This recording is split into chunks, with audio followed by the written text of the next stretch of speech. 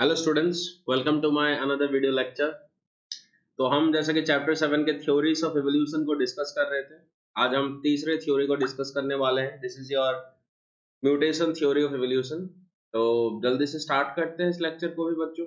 Okay, so today will be discussing the third theory, और ये तीसरा जो थ्योरी आपका होने वाला है, this is your mutation theory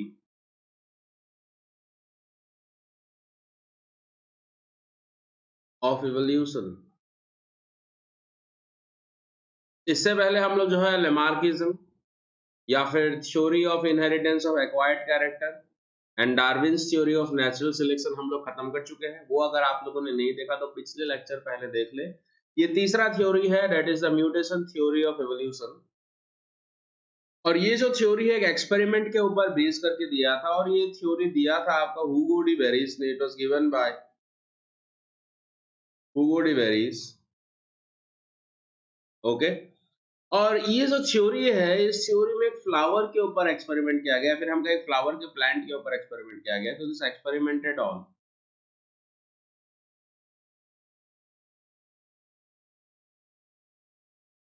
ओइनिथेरा लेमार्किया।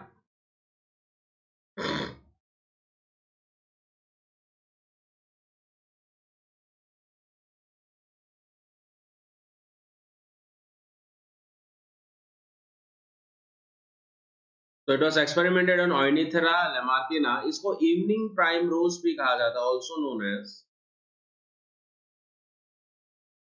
Evening primrose. अच्छा, ठीक है। तो हुगो डी वेरिस ने, इन्होंने इस प्लांट के ऊपर इस तरह का एक्सपेरिमेंट किया होगा, और इस एक्सपेरिमेंट से इन्होंने जो है इवोल्यूशन के साथ क्या रिलेशन रखा होगा कि इवोल्यूशन भी इसी तरह से हुआ है। ये सारी थ्योरीज हमको क्या कहना चाह रहे हैं कि इवोल्यूशन कैसे हुआ है, और आज इस दौरान में हमको जो है इतने अलग अलग तरह के स्पीसीज एनिमल्स के कैसे नजर आते हैं, क्या हुआ होगा, क्या चेंजेस आया होगा इनमें। तो पहला वाला तो जो अपने लेमार्किज्म ने कहा था, लेमार्क ने कहा था कि एनिमल जो भी अपने लाइफ टाइम में एक्वायर करता है वो सेकंड जनरेशन में उसका इनहेरिट होता है, जिसको क्रिटिसाइज किया गया था।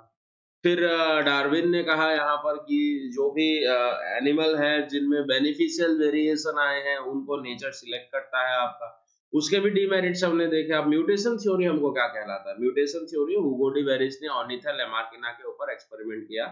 अब हम देखते हैं कि किस तरह से जो है एक नया स्पीसीज इवॉल्व हुआ होगा according to this mutation theory of evolution. Okay, let's start.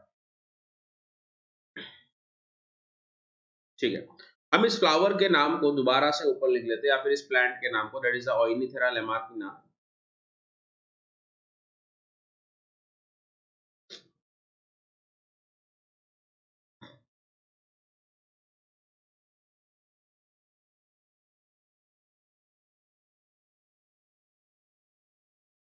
तो दिस इज द प्लांट। तो इन्होंने क्या किया, इस प्लांट को सेल्फ पॉलिनेशन कराया, he did it self pollination.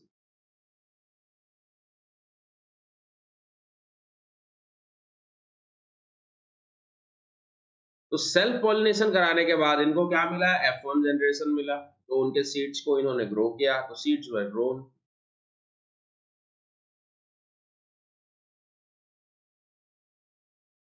और इन्होंने जब सीड ग्रो कराया बच्चों, सीड ग्रो कराने के बाद इनको ऑब्वियसली जो प्लांट्स मिले, कुछ प्लांट्स में इन्होंने देखा कि ज्यादातर जो प्लांट्स है वो पेरेंट्स को जो है आपका रिप्रेजेंट कर रहे थे, तो most of them were similar to the parents.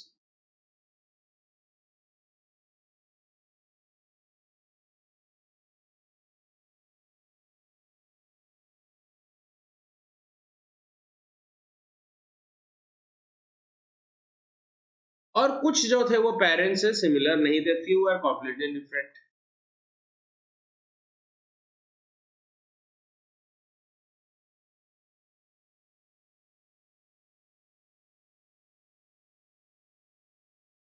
तो ऐसा पाया उन्होंने। तो F1 जनरेशन में ही जो है इनको क्या देखने को मिला? चेंज देखने को मिला। So this is the F1 generation. ये F1 जनरेशन है, ठीक है। तो हुगो डी वेरिस ने क्या किया, इन्होंने प्लांट लिया ओइनिथेरा लेमार्किया, जिसको इवनिंग प्राइम रोज भी कहते हैं। इन्होंने इसके बीच में सेल्फ पॉलिनेशन कराया।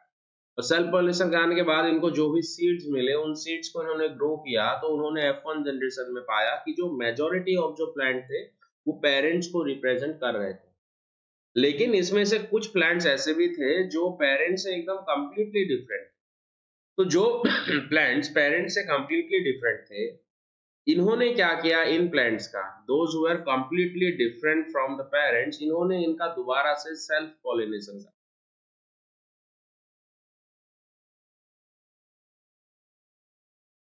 और इन्होंने जब दोबारा से इनका सेल्फ पॉलिनेशन कराया, फिर उनको दोबारा से सीड्स मिले और उन सीड्स को जब इन्होंने ग्रो कराया तो दोबारा इनको वही देखने को मिला कि most of them are similar to the parents.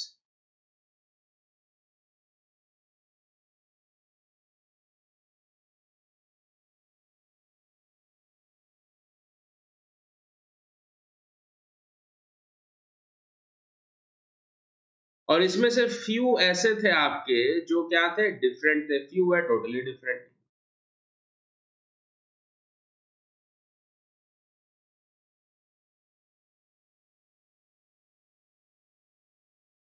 तो कुछ तो थे, फ्यू है टोटली डिफरेंट। देखो, अब देखो एक्सपेरिमेंट के दौरान हुआ क्या, ठीक है ना, ये इंपॉर्टेंट है। सबसे पहले ही टुक द प्लांट, ऑर्निथेरा लेमार किया, उसने उन्होंने क्या करा है, सेल्फ पॉलिनेशन कराया। सेल्फ पॉलिनेशन कराने के बाद उनको जो F1 जनरेशन मिला, F1 जनरेशन में उन्होंने देखा जो मेजॉरिटी थे वो पेरेंट्स से सिमिलर थे, कुछ ऐसे थे जो पेरेंट्स से डिफरेंट थे, ठीक है ना। जो पेरेंट्स से डिफरेंट थे उन्होंने क्या किया, उनका दोबारा से जो है पॉलिनेशन कराया, सेल्फ पॉलिनेशन कराया, उनको सीड मिले, दोबारा उन्होंने ग्रो कराया और उनको मिला F2 जनरेशन, ठीक है ना। F2 जनरेशन उन्होंने देखा फिर से जो मेजॉरिटी ऑफ द प्लांट थे वो आपके पेरेंट्स से सिमिलर थे और कुछ प्लांट उनको ऐसे मिल रहे थे जो पेरेंट्स से टोटली ही डिफरेंट थे। और ये जो टोटली डिफरेंट थे, ये कैसे डिफरेंट थे आपके, इनमें बहुत सारी चीजें अलग हो गई, ठीक है ना। इनमें क्या क्या चीजें डिफरेंट थी, जैसे कि अगर मैं बोलूं, इनका कलर अलग था, ठीक है ना। अगर दूसरा मैं बोलूं कि इनका जो है साइज अलग था। मैं F2 जनरेशन के बारे में बात कर रहा हूँ, ठीक है ना। F2 जनरेशन में जो फ्यू वाले थे उनके बारे में बात कर रहा हूँ, और इनका सबसे खास बात है कि क्रोमोसोम नंबर अलग था।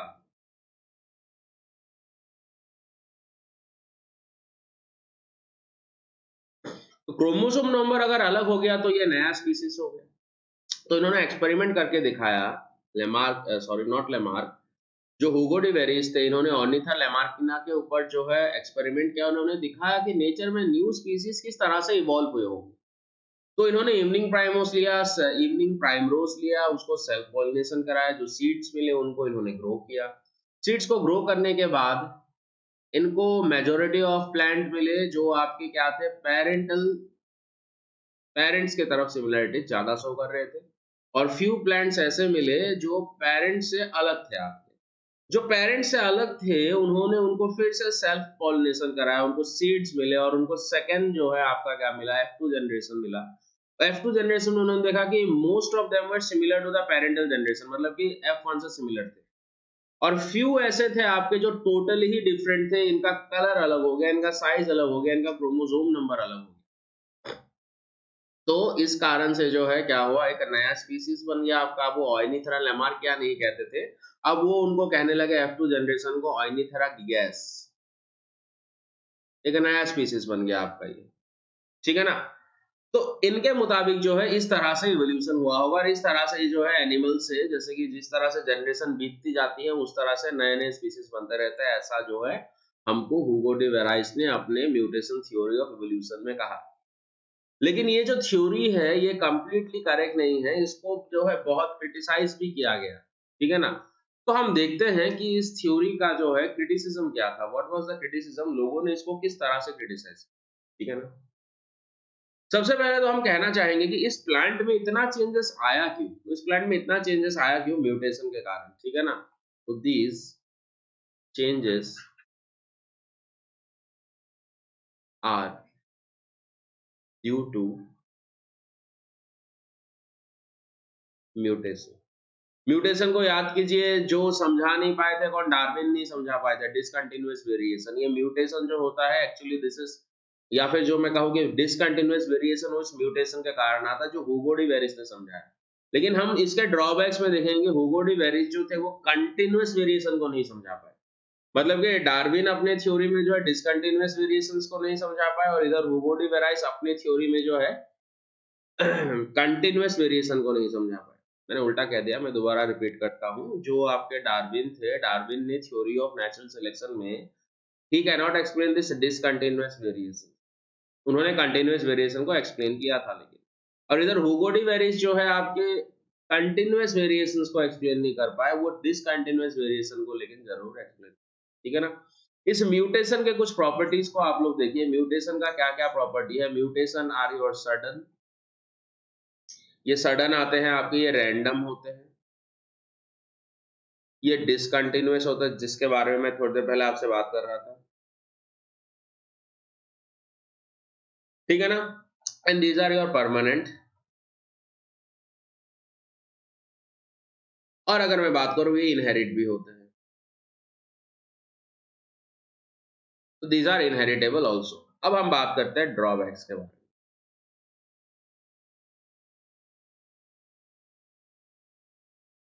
कि हुगो डी वेरिस के इस थ्योरी का क्या ड्रॉबैक रहा होगा आपका, ठीक है ना। Let's discuss about this drawbacks. तो सबसे पहले ड्रॉबैक के बारे में अगर हम बात करें, इनका जो सबसे पहला ड्रॉबैक था, ये भी नहीं समझा पाए आपके कनेक्टिंग लिंक को, तो ये can not explain the presence of connecting link.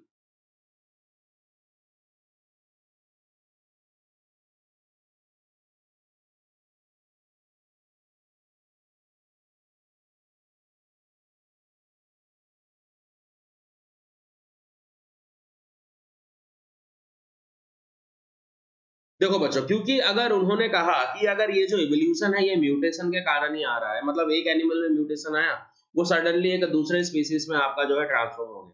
लेकिन आज जो हमको कनेक्टिंग लिंक मिलते हैं, जो दो ग्रुप्स के बीच का जो कॉमन कैरेक्टर शेयर करते, फिर वो कहाँ से आया? अकॉर्डिंग टू हुगो डी वेराइस जो है, इनका प्रेजेंस नहीं होना चाहिए था आपका, इन कनेक्टिंग लिंक्स को होना ही नहीं चाहिए था, क्योंकि एक एनिमल से सडनली जो है दूसरा एनिमल बना आपका, दूसरा स्पीसीज बना आपका बिकॉज ऑफ दिस म्यूटेशंस। तो he can not explain this presence of connecting link, ये एक जो था आपका इसका ड्रॉबैक था। दूसरे ड्रॉबैक के बारे में अगर मैं बात करूं आपसे, दैट जैसे कि मैंने कहा ये कंटीन्यूअस वेरिएशन को नहीं समझा पाए, सो कांट एक्सप्लेन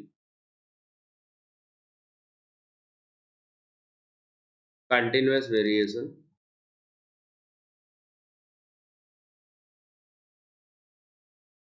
ये कंटीन्यूअस वेरिएशंस को भी नहीं समझा पाए, हालांकि ये डिसकंटीन्यूअस वेरिएशंस को समझा पाए। एक और बात जो इंपॉर्टेंट है बच्चों, नेचर में जितने भी म्यूटेशंस आते हैं, ज्यादातर जो म्यूटेशन होते हैं वो हार्मफुल होते हैं, फेटल होते हैं, जिसके कारण एनिमल सर्वाइव नहीं कर पाता। लेकिन जो हुगो डी वेराइस है, उन्होंने इसी म्यूटेशन को बेसिस ऑफ इवोल्यूशन बना के रखा है कि इसी के कारण जो इवोल्यूशन होता है और कोई दूसरा फैक्टर यहाँ पर मैटर नहीं करता है। ये कहना टोटली गलत होगा, क्योंकि नेचर में ज्यादातर जो म्यूटेशन आते हैं दीज आर फेटल, तो sudden mutations are mostly fatal, ये एक ड्रॉबैक्स है।